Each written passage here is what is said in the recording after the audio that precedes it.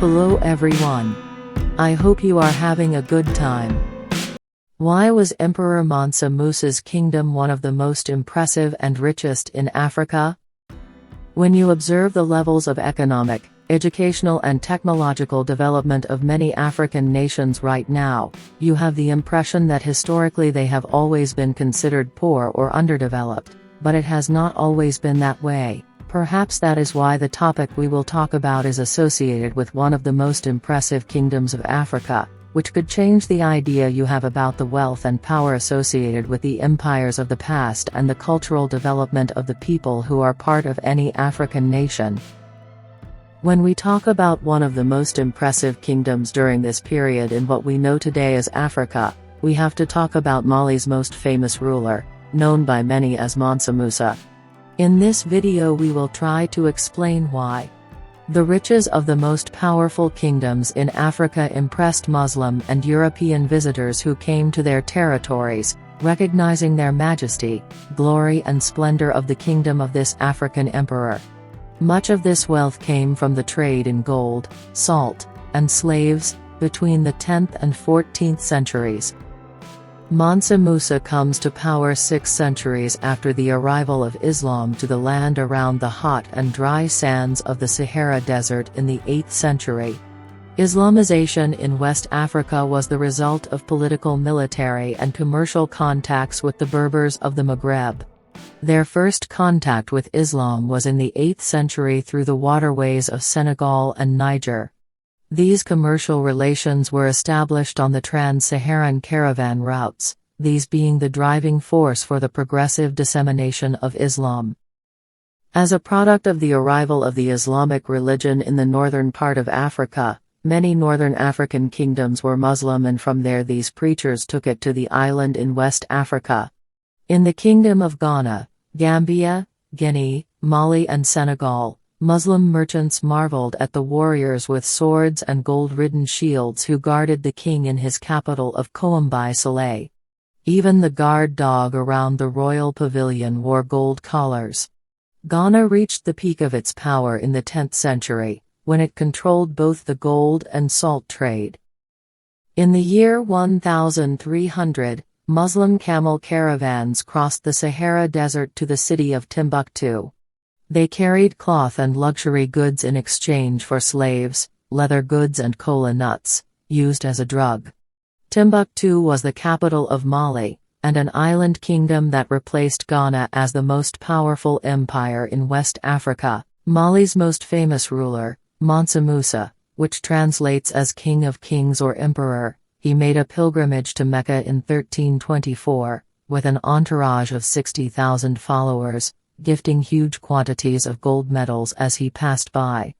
His fame spread to Europe, where his kingdom was shown on maps as a land adorned with gold. Spanish craftsmen decorated the palace of their emperor. He rode at the head of an army of armored cavalry and equipped with a train of camels loaded with gold. Mansa Musa, grandson or great-nephew of Sundiata, the founder of his dynasty, ascended the throne in 1307. In the 17th year of his reign, 1324, he undertook his famous pilgrimage to Mecca. It was this pilgrimage that awakened the world to the impressive and great wealth of Mali. Traveling from his capital, Niani, on the upper Niger River, to Walata, Mauritania, and Tuat, what is now known as Algeria, before heading to Cairo in Egypt. The Emperor Mansa Musa was accompanied by an impressive long caravan composed of around 60,000 men, including a personnel of people who protected him and were at his service, which it was notable that the 12,000 slaves were all dressed in brocades and Persian silk. According to historical accounts associated with the stratagem of this African emperor, projecting his power was part of his behavior. The emperor himself was mounted on his horse and was directly preceded by 500 slaves, each of whom carried a staff decorated with gold as a sign of his wealth. Apart from that, this impressive dark-skinned emperor also had a baggage train of 80 camels, each of which carried 300 pounds of gold. The trip to Mecca was something that was ordinary for the rulers of the West African kingdoms, since many of them had made this type of pilgrimage before Mansa Musa. But the effect of their extravagant trip was to announce both Mali and Mansa Musa far beyond the African continent and stimulate desire among the Muslim kingdoms of North Africa and among many of the European nations as well, to make known the source of this incredible wealth. Mansa Musa came to the throne through a practice of appointing a deputy when a king made his pilgrimage to Mecca or some other project, later appointing a deputy as heir. According to primary sources, Musa was appointed deputy to Abubakar II, the king before him. He had reportedly embarked on an expedition to explore the limits of the Atlantic Ocean, and never returned. It was this pilgrimage that awakened the world to the stupendous wealth of Mali. Cairo and Mecca received this royal king, whose glittering procession, in the superlatives employed by Arab chroniclers, almost put Africa's sun to shame. It is recorded that Mansa Musa traveled through the cities of Timbuktu and Gao on his way to Mecca, and made them part of his empire when he returned around 1325. He brought architects from Andalusia, a region in Spain, and from Cairo to build his great Timbuktu palace and the great Djingraba mosque that still stands. Mansa Musa embarked on a major construction program, building mosques and madrasas in Timbuktu and Gao. Most famously, the ancient Sankore University Learning Center or Sankore University was built during his reign. At Niani, Niani Eshta is often considered one of the ancient capitals of the Mali Empire.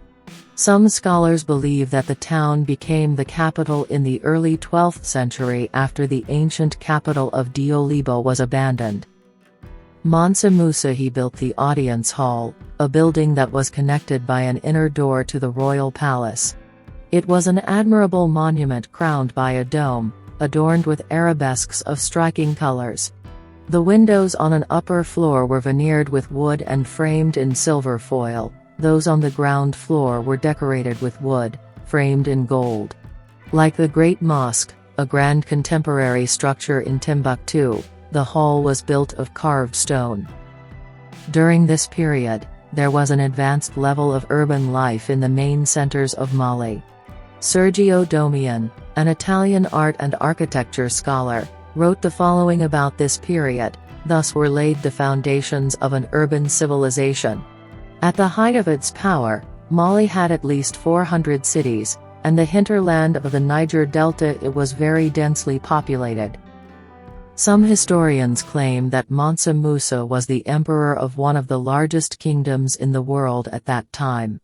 His territorial control was so great that it would take a year to travel from one end of his empire to the other. Of course, it was possible that this was probably an exaggeration. It is known that during his pilgrimage to Mecca one of his generals, Sagmondia, Sagamendir, expanded the empire by capturing the Songhai capital of Gao. Gao, Songhai's capital, which remains to this day a small Niger River trading center, was home to the famous Goa Mosque and the tomb of Askia, the most important of the Songhai emperors. The cities of Timbuktu and Djenné were the other major cultural and commercial centers of the empire. During the rule of Timbuktu by Emperor Mansa Musa, it grew to become a very important commercial city that had caravan connections with Egypt and with all the other important commercial centers of North Africa, which was bordered by the Atlantic Ocean to the west, the Red Sea to the east and the Mediterranean Sea to the north, known right now as Algeria, Egypt, Libyan Arab Jamahiriya, Morocco, Tunisia, and Western Sahara. The death of Mansa Musa is much debated among modern historians and Arab scholars who record the history of Mali. When compared with the reigns of his successors, son Mansa Magan and his elder brother Mansa Suleiman, the calculated date of his death is 1332. Further south in Africa, there were splendid kingdoms as well, some of them were Ife and Benin, where trade made these rulers powerful and rich. Benin artisans made large bronze pieces, considered the finest metal sculptures in Africa. The rulers of Benin, the Oba, lived in a walled city, where they lived a quiet life with their 100 or more wives. The people of Benin were trading with the Portuguese when their ships began sailing along the West African coast in the 1400s. In East Africa, people living in what are now Somalia, Kenya, and Tanzania practiced agriculture and livestock, and also made iron tools. They traded in ivory, animal skins, and slaves with coastal cities, which were visited by ships from Arabia and India. These trading cities, such as Kilwa in Tanzania, even sent ambassadors to China, and their rulers adorned their palaces with Persian carpets and Chinese pottery. The inhabitants of the East Coast became Muslims in the 1100s, but the people of the interior maintained their traditional beliefs. The prosperity of the east coast of Africa lasted until almost 1500, when the Portuguese took control of the region's trade, and cities where this trade was carried out were destroyed. Ladies and gentlemen, thank you for visiting this channel.